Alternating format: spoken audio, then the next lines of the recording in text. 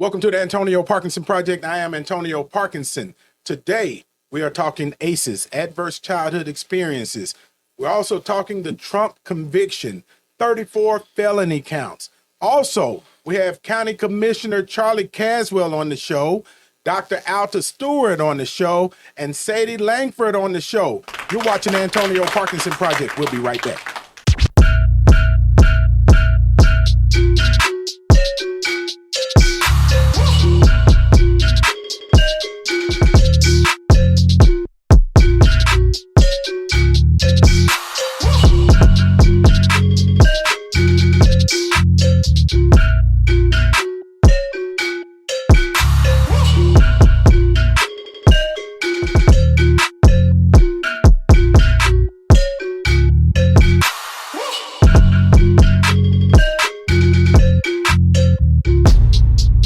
Welcome back to the Antonio Parkinson Project. I am Antonio Parkinson. May is Mental Health Awareness Month, and all month long we have been doing shows revolving around educating people on mental health issues, education, and everything involving mental health. Also, I got my wonderful, wonderful co-host in the building. Her name is Angelica Jelly Woods. Give it up for her. Why did you forget about me? You know, you got off script real quick. She wasn't gonna let me. Wait a minute, Angelica. What? DJ Kojak is all gussied up today, isn't he? I don't know. What you doing today? DJ Kojak in the building. Scratch it up for him 4 times, DJ Kojak. Bam. Yeah, Look, Nadia just came in. Right. Look, Charlie Caswell in the building. Yes, sir. Yes, County sir. Commissioner Cass Going out there. in the building. Oh, look, It's about to be turned up. look. Angelica, first of all, I have to lay this out here. I raised him. Okay, I like you. He is actually my county commissioner. Oh yeah. And I did raise him. Yeah. From a little wee pup. A wee pup. Now he actually has the Corner the office. symbol on his lapel now. He didn't got it even on have right now. lapels He got before that. he got a symbol on him right now. Right. He didn't even have a lapel before he became county commissioner. Lord. Right. And so, but I got to give it to him. We always talk about this in Wheezy. I call him Wheezy. Y'all call him county commissioner. County Commissioner. I got it. Feel free to chime in on this. We've created this formula up here in the north part of the city on how we elect people in the north part of the city, and you will have to have served the people first, right? Mm-hmm. Yeah. Before we even consider getting behind you to put you in office. That's right. Because this is what we say. Our motto is, I am not a politician.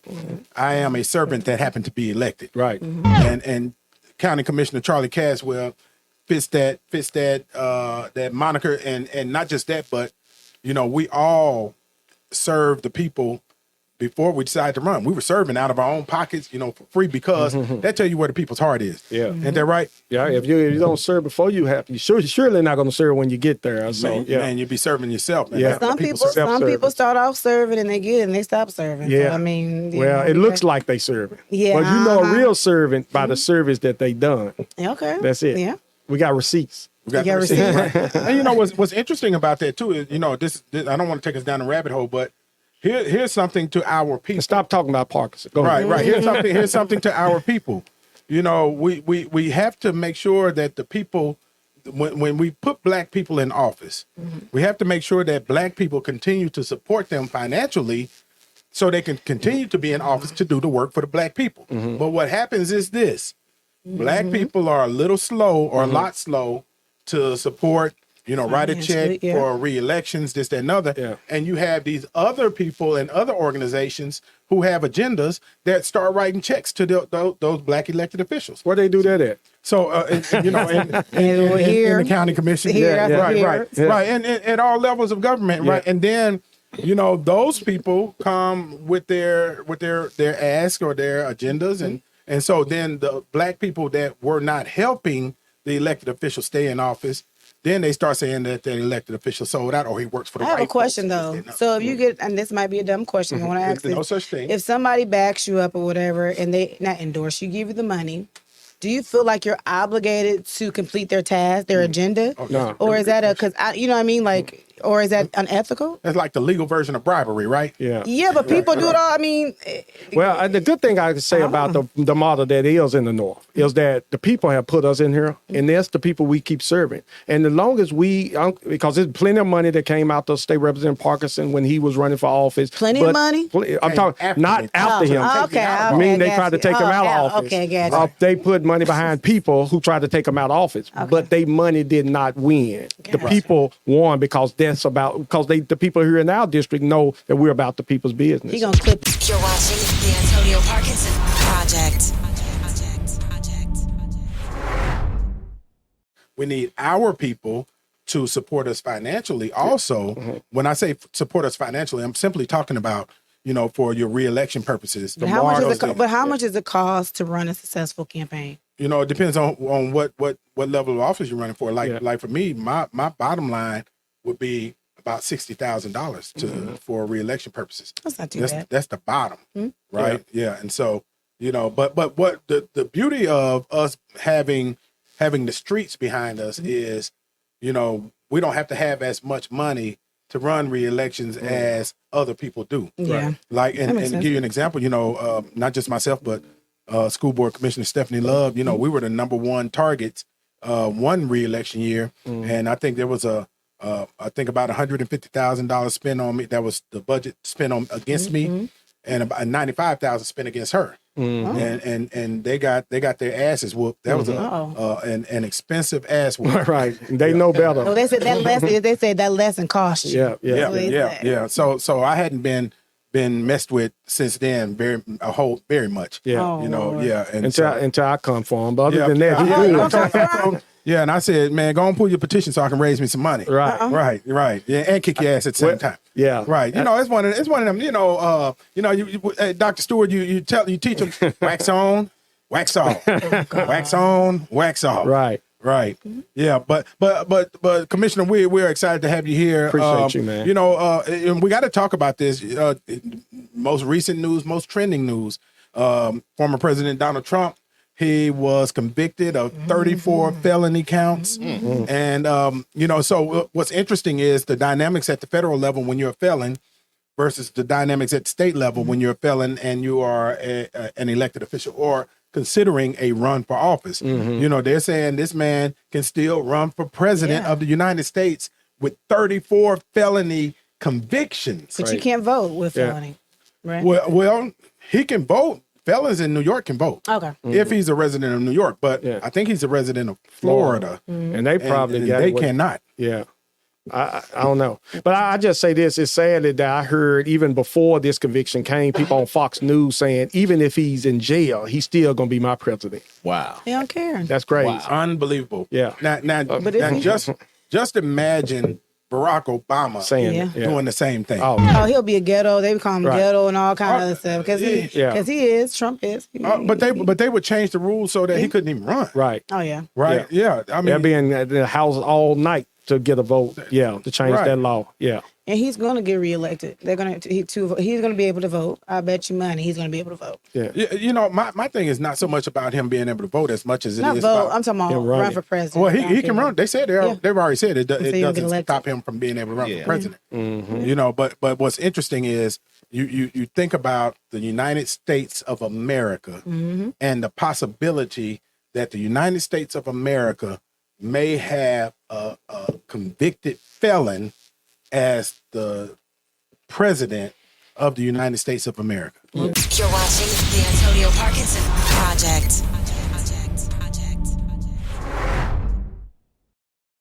Adverse childhood experiences, Commissioner Caswell, you've been really, really leading, the push, got some state laws changed when it comes to adverse childhood experiences. Let's define that though. Let's talk about what that is. What is ACEs or adverse childhood experience? Yeah. So adverse childhood experience, for some who don't know, and I'm glad I'm coming before the great Dr. Stewart, who really is someone who really helped me understand it, what the research evidence behind it. Center for Disease Control did a study back in 1995, 1996 with Caswell out in San Diego. And a lot of the work that they did actually took those 10 initial adverse childhood experiences, which is physical abuse, emotional abuse, physical neglect, emotional neglect, household dysfunction such as drug use in the home, mental illness in the home, divorce, a separated parent, incarcerated parent. And it asked the questions, these questions of individuals before their 18th birthday, they had it. What the research showed time and time again, that those who had higher adverse childhood experience, for example, those who had 4 or more adverse childhood experience were like 1,200 times more likely to attempt suicide. You talk about 50 but 60% more likely to use drugs and alcohol. And so it has an impact. Why? Because the child brains begin to mirror what they see. And anytime we have a child in that situation, we ask the question, sadly, what's wrong with that child? But it's not what's wrong with that child, it's what happened to that child.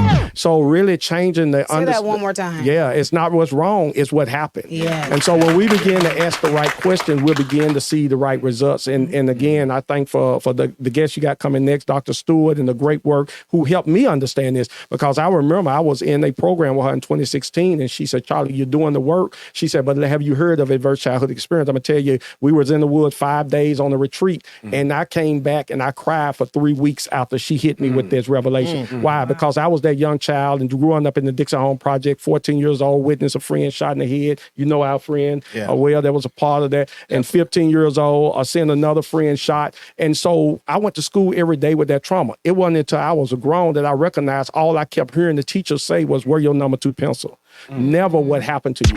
So when you look at me, I stand here today, I don't look like the 9th grader who got kicked out of 3 schools, who dropped out of high school.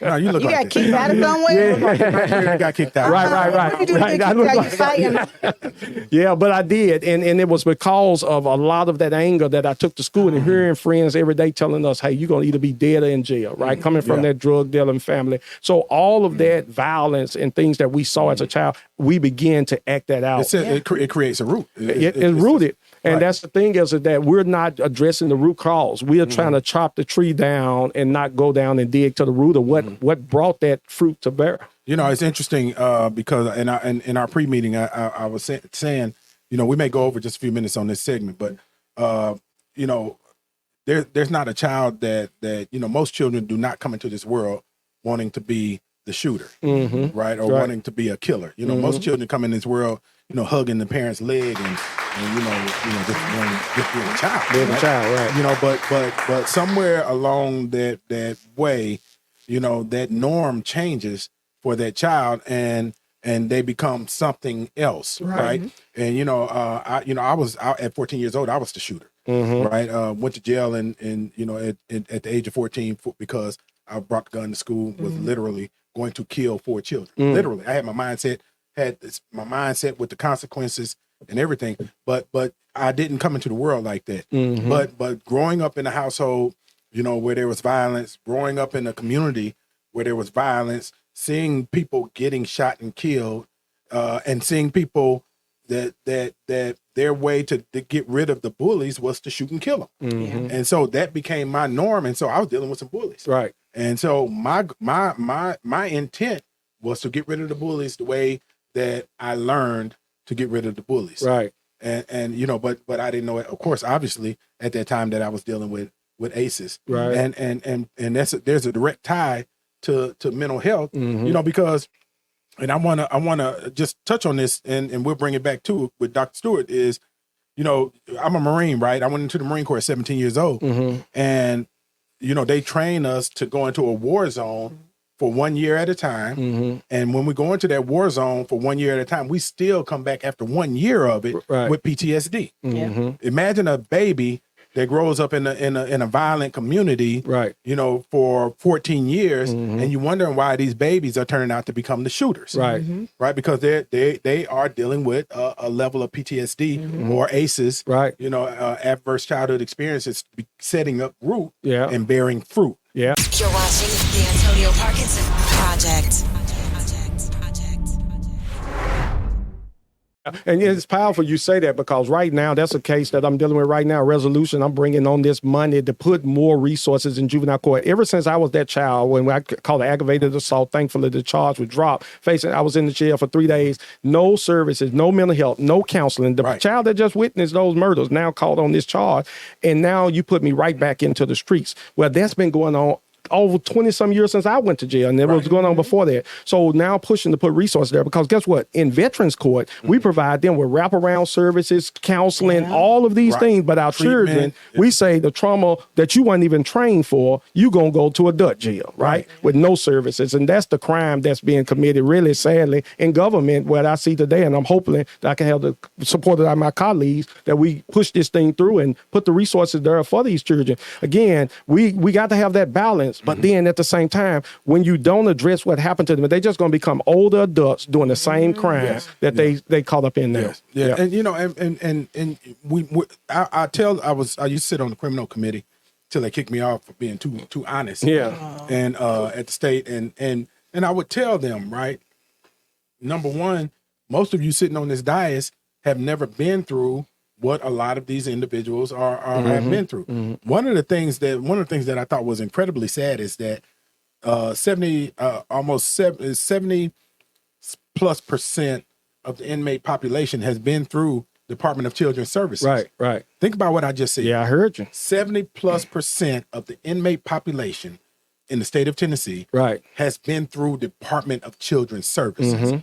So that means that the Department of Children's, the state, had their hand on them before it even department over children missed an opportunity to intervene and cut the aces off. And so because the state have not given us those dollars, we took it upon ourselves to put the money in the budget last year to have now 15 counselors that work at the juvenile court level. So when they come in for child support, or they come in for Department of Children, when they 3 and 5 years old, we're now providing wraparound counseling to parents at that age. And at that time, we haven't seen that in this county. And therefore, why? Because the data shows us those the babies that's going to end up into that jail system. And sadly, if I can say real quick, State Rep, that at the state level, we spend $750 million on 30,000 prisoners in the prison system, about that number, right?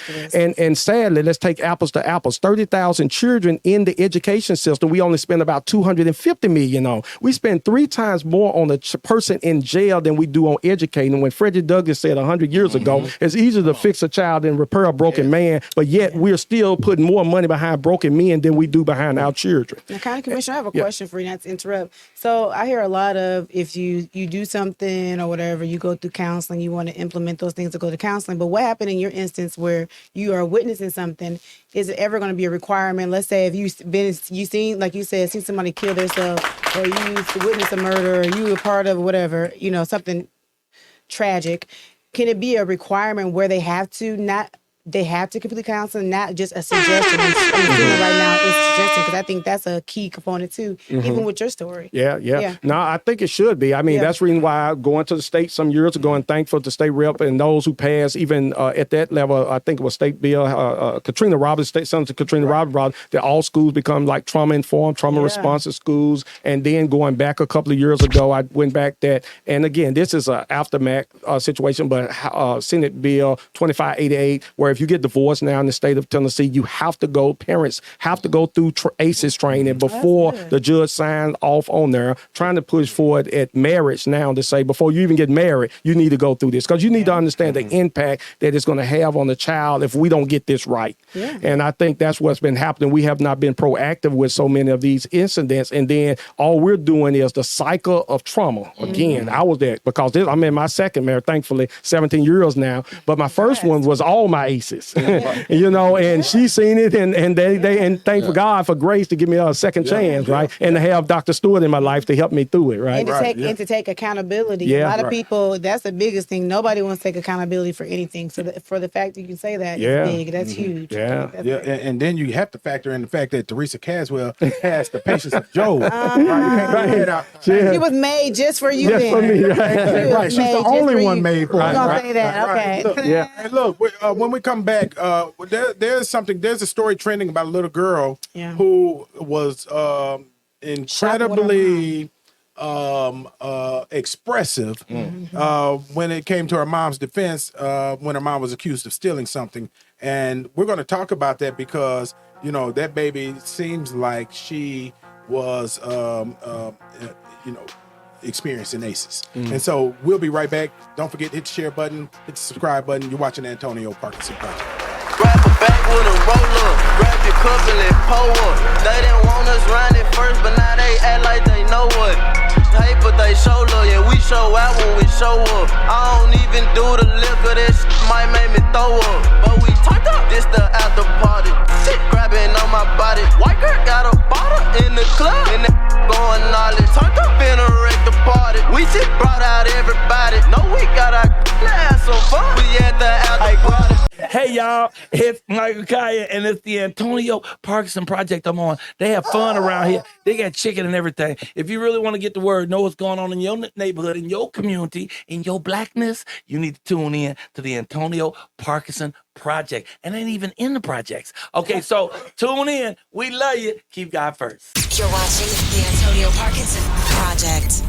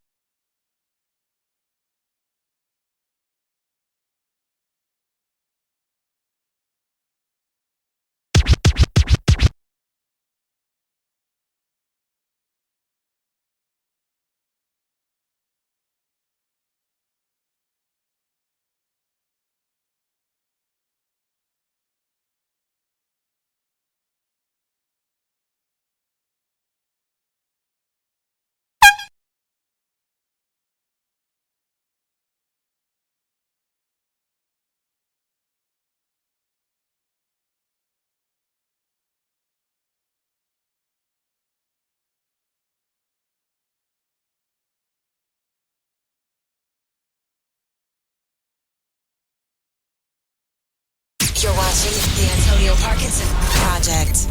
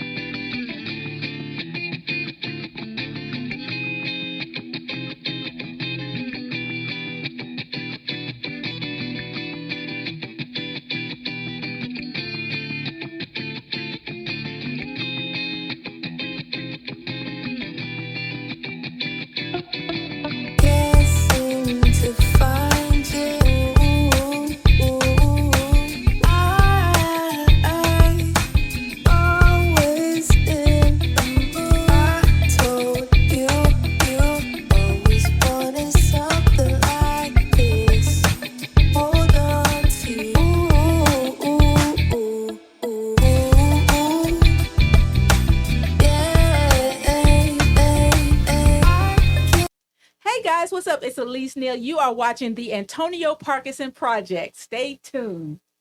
You're watching the Antonio Parkinson Project.